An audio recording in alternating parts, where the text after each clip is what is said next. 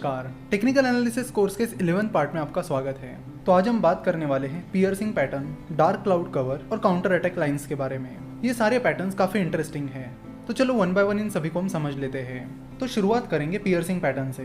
तो piercing pattern कुछ इस तरह दिखता है। पियर्सिंग पैटर्न एक बुलिश पैटर्न है। तो जैसे कि आप देख सकते हो कि स्टॉक की प्राइसेस लगातार गिर रही है, उसी बीच ये दो कैंडल्स तैयार होते हैं। तो पियर्सिंग पैटर्न दो कैंडल से तैयार होती है और डाउन ट्रेंड के बीच आती है। इसमें से जो पहली कैंडल है वो रेड कैंडल है और दूसरी कैंडल ग्रीन कैंडल है। तो पहली कैंडल जो है वो उस डाउन ट्रेंड को कंफर्म करती है कि डाउन ट्रेंड लगातार चल रहा है। उसी बीच ये ग्रीन कैंडल निकल कर आती है। अगर आप इस ग्रीन कैंडल को ऑब्जर्व करोगे तो आपको पता चलेगा कि इस ग्रीन कैंडल की ओपनिंग प्राइस उसके पहले वाली कैंडल की क्लोजिंग प्राइस से कम है, जो हमें कंफर्म कराती है कि शुरुआत में उस स्टॉक पर बियर्स ही सवार थे।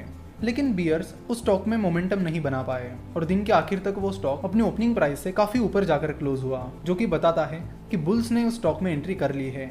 अगर आप इस सेकंड कैंडल की क्लोजिंग प्राइस देखोगे तो वो उसके पहले की कैंडल की क्लोजिंग प्राइस से काफी ऊपर है, जो ये इंडिकेट करती है कि बुल्स ने उस स्टॉक में अच्छी खासी एंट्री कर ली है, जिसके बेसिस पर वहां पर बाइंग अपॉर्चुनिटीज बन सकती है और ट्रेडर्स उस स्टॉक को खरीद सकते हैं। तो पियर्सिंग पैटर्न कैसे पहचानना है? तो पियर्सिंग पैटर्न की पहली कैंडल रेड कैंडल होती है और दूसरी कैंडल ग्रीन कैंडल होती है। साथ ही जो दूसरी कैंडल होती है उसकी बॉडी पहली कैंडल की बॉडी के अंदर होनी चाहिए। जैसे कि आप यहाँ पर देख सकते हो कि दूसरी कैंडल की अच्छी खासी बॉडी पहले कैंडल की बॉडी में समाई हुई है। तो इस सेकंड कैंडल की कम से कम आधी बॉडी पहले कैंडल की बॉडी में समाई हुई होनी चाहिए। तो पियर्सिंग पैटर्न एक बुलिश पैटर्न है जो हमें बाइंग अपॉर्चुनिटीज के बारे में बताता है।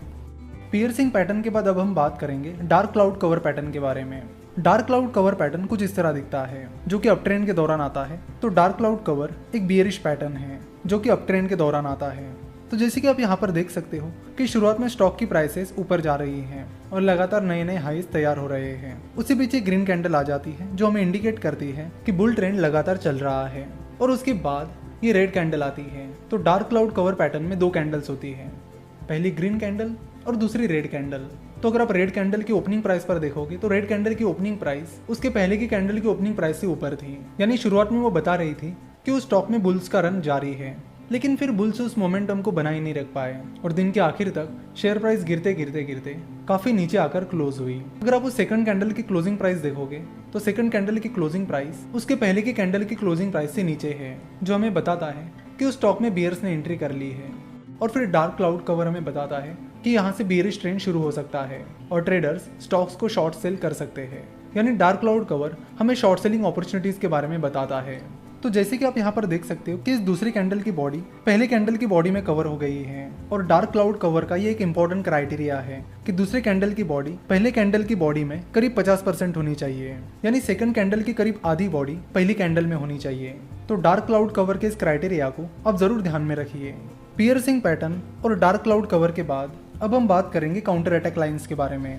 काउंटर अटैक लाइंस दो तरह की होती है, बुलिश काउंटर अटैक लाइन और बियरिश काउंटर अटैक लाइन। तो पहले हम बात करेंगे बुलिश काउंटर अटैक लाइन के बारे में। तो बुलिश काउंटर अटैक लाइन कुछ इस तरह दिखती है। तो जैसे कि हमने देखा है कि जितने भी बुलिश पैटर्न्स हैं वो डाउन ट्रेंड में आते हैं, उसी तरह बुलिश काउंटर अटैक लाइन भी डाउन ट्रेंड में आती है। तो आप देख सकते हो कि मार्केट में स्टॉक की प्राइसेस लगातार गिर रही है। उसी बीच एक रेड कैंडल आती है जो हमें बताती है कि स्टॉक की प्राइसेस लगातार गिर रही है और उस स्टॉक पर बियर्स सवार है। और फिर उस रेड कैंडल के बाद एक ग्रीन कैंडल बनती है। तो आप यहाँ पर देख सकते हो कि उस पहले कैंडल की और दूसरे कैंडल की क्लोजिंग प्राइस सेम है। तो जब ये सेकंड कैंडल ओपन हुई तो स्टॉक ने काफी जंप लिया, क्योंकि आप देख सकते हो कि इस रेड कैंडल की क्लोजिंग प्राइस और इस सेकंड ग्रीन कैंडल की ओपनिंग प्राइस के बीच बहुत सारा गैप है, जो हमें बताता है कि उस सेकंड कैंडल के दिन स्टॉक की प्राइस ने शुरुआत में बहुत ज्यादा जंप ली, लेकिन उस जंप के बाद वो स्टॉक अपने बियरिश मोमेंटम को मेंटेन नहीं कर पाया और फिर बाद में उस स्टॉक की प्राइस गिरकर पहले दिन की क्लोजिंग प्राइस के पास जाकर क्लोज हुई। तो ये पैटर्न हमें बताता है कि बियर्स ने एंट्री तो कर ली थी, बट बियर्स उस मोमेंटम को मेंटेन नहीं कर पाए, जिसके चलते हमें ये सिग्नल मिलता है कि बियर्स का रन यहाँ पर खत्म हो सकता है और बुल्स उस स्टॉक में या मार्केट में पूरी तरह से एंट्री कर सकते हैं। तो दिखने में ये bullish counter attack line piercing pattern की तरह दिखती है, पर उन दोनों में मेन डिफरेंस ये है कि पियर्सिंग पैटर्न की सेकंड कैंडल की बॉडी लगभग 50% यानी आधी पहली कैंडल में घुसी हुई होती है, जबकि काउंटर अटैक लाइंस में ऐसा नहीं होता। तो बुलिश काउंटर अटैक लाइन हमें बताती है कि मार्केट के ट्रेंड में चेंज हो रहा है और ट्रेडर्स यहाँ पर बाइंग अपॉर्चुनिटीज ढूंढ सकते हैं। उसके बाद अब हम बात करेंगे बियरिश काउंटर अटैक लाइन के बारे में। बियरिश काउंटर अटैक लाइन कुछ इस तरह दिखती है। तो जैसे कि नाम में ही लिखा है बियरिश काउंटर अटैक लाइन, तो बियरिश पैटर्न अप ट्रेंड के दौरान आता है। तो यहाँ पर देख सकते हो कि स्टॉक की प्राइसेस लगातार ऊपर जा रही है। उसी बीच ग्रीन कैंडल आती है जो कंफर्मेशन देती है कि बुल ट्रेंड लगातार चल रहा है, और उसके बाद ये रेड कैंडल आती है। अगर इस रेड कैंडल को ध्यान से देखा जाए तो इस रेड कैंडल की ओपनिंग प्राइस उसके पहले वाली कैंडल से काफी ऊपर थी, जो कि हमें बताती है कि उस स्टॉक में उस दिन शुरुआत में बुल्स सवार थे, लेकिन वो बुल्स उस स्टॉक में मोमेंटम बना नहीं पाए और दिन के आखिर तक उस स्टॉक की प्राइस काफी गिर गई और गिरकर उसके पहले दिन की क्लोजिंग प्राइस के बराबर आ गई। तो bearish counter attack line bullish counter attack line से बिल्कुल अपोजिट है। दिखने में bearish counter attack line dark cloud cover की तरह दिखती है, पर उन दोनों में मेन डिफरेंस ये है कि डार्क क्लाउड कवर के सेकंड कैंडल की लगभग आधी बॉडी पहले बॉडी के अंदर घुसी हुई होती है, जबकि बियरिश काउंटर अटैक लाइन में ऐसा नहीं होता। तो बियरिश काउंटर अटैक लाइन हमें बताती है कि सेकंड कैंडल के दिन बुल्स अपनी मोमेंटम नहीं बना पाए, जिसके चलते ट्रेंड चेंज हो सकता है और बियर्स उस स्टॉक में एंट्री कर सकते हैं, जिसके चलते ट्रेडर्स उस स्टॉक में शॉर्ट सेलिंग अपॉर्चुनिटीज ढूंढ सकते हैं। आशा करता हूँ कि आपको आज समझाए हुए सारे पैटर्न्स यानी dark cloud cover, piercing pattern और bearish and bullish counter attack line अच्छे से समझ में आई होगी।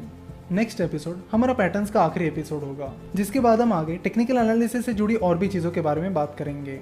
तो आशा करता हूँ कि आपको आज का एपिसोड पसंद आया होगा।